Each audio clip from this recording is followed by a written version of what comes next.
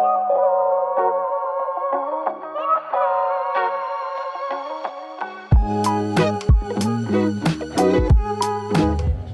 day mga ka-birthday! Pupunta po tayo ngayon sa may Perlas ng Silang, sa may Silang, Cavite. I-visit po natin yung kanilang flower farm. Dito rin po tayo magagaling sa ating home base sa may Carmona. Tara, let's go!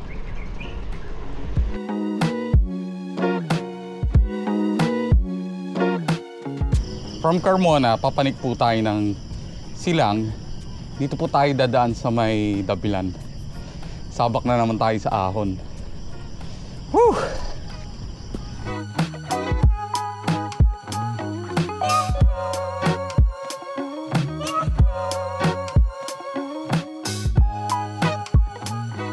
Malapit na tayong makarating ng Mallorca. Sa may ano yan, Maguyam, Silang. Ng GMA Maguyam, diyan kayo lalabas. Diretso papuntang Silang. Yan, Kaong Silang na. Yung kalsada po sa kanan, ay kaliwa. Papunta po ng ano yan, ng Reverse Cardiac Hills. Diyan kami nadaan pagka gusto naming pababa lang. Guys, dadaan po tayo sa ilalim ng tulay na tatawid ng Calax.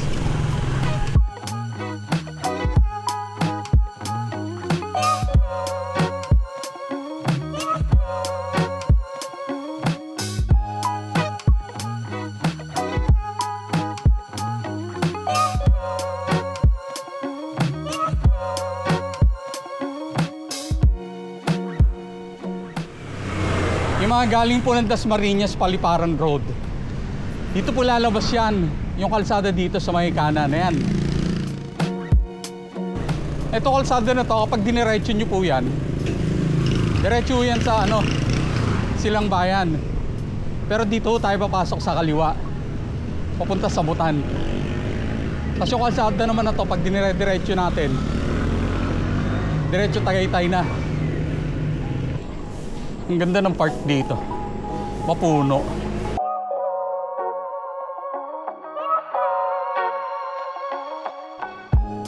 Yung kalsada na to, nakaparallel po to sa Silang Bayan. Pero yung mga tao, para makapunta sa Silang Bayan, may mga daanan po na tatawid ng ilog na katulad dito. Pag lumigo tayo ng kanan, papasok po ng bayan yan.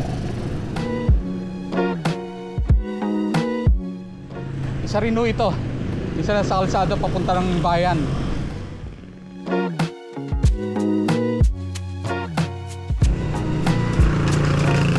Barangay Balite 1. Makunat din yung ahonan dito. Ito na yung barangay hall ng Balite 1. Malayo-layo pa tayo.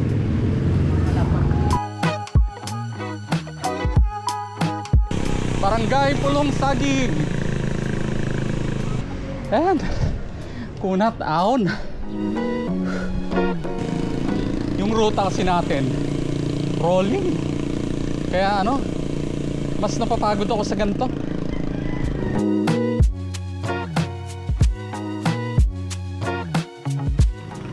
Kaya sa point na to, medyo malapit na tayo. Kaya makikita natin may junction dyan.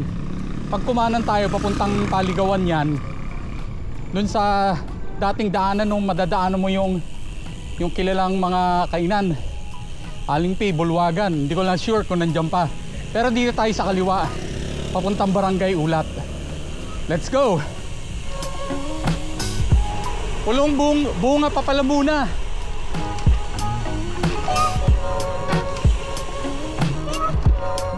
Rolling talaga. Ahon na naman to sa part na to.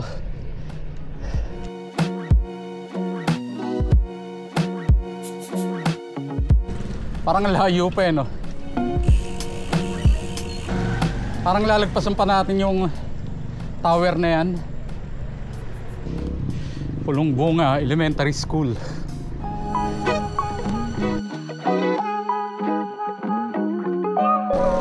Mukhang malapit-lapit na tayo. Daming halaman dito. Enjoy yung mga ano rito. Plantito, plantita. Malapit na tayo sa Tagaytay.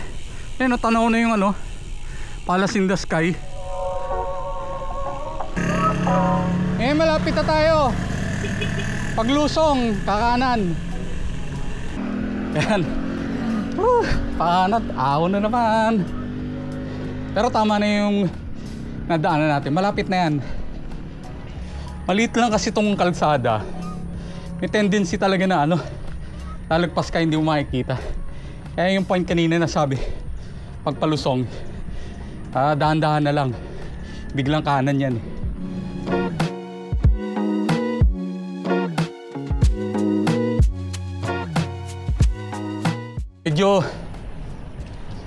Medyo looban pa yung ating pupuntahan. May maganda structure sa tabi ng ating pupuntahan. Ano kaya pangalan nito? Breakfast muna tayo.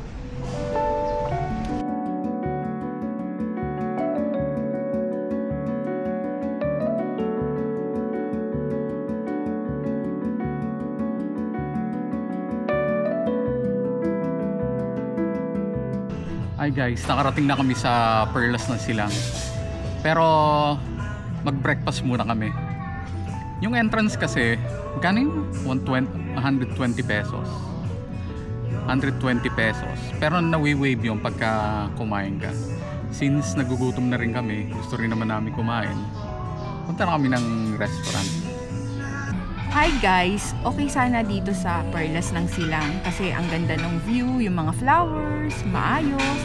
Ang problema lang natin is wala silang bike rack at saka hindi pwede talaga ipasok yung bike. So kami, kahit gusto namin magtagal dito, hindi pwede kasi syempre, unang-una, walang bike rack sa labas. So nakisuyo lang kami sa parking attendants na kung maaari, bantayan yung bike namin.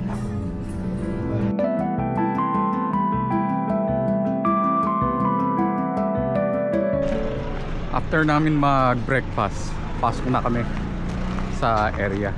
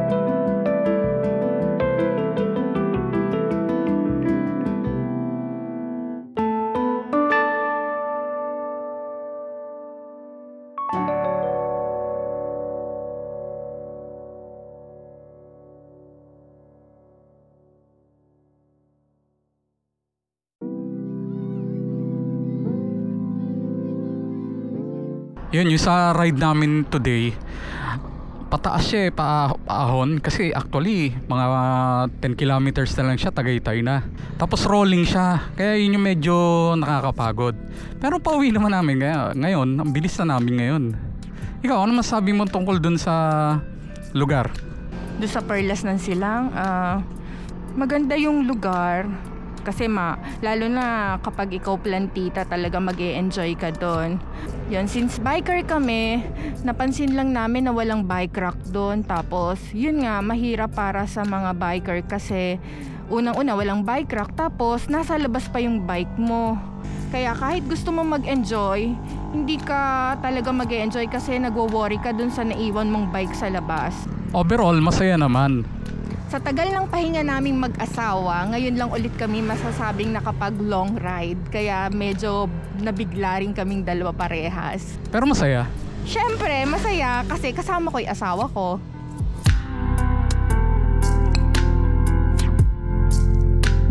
Hanggang dito na lamang ang journey natin mga ka-bike date. Thanks for watching. Please like, share, and subscribe. Press na lang din ang bell button para ma-notify kayo sa aming latest upload. Comment na rin kayo for our improvement. Pwede ring panoorin ng ibang videos dito. Until next bike date. Bye!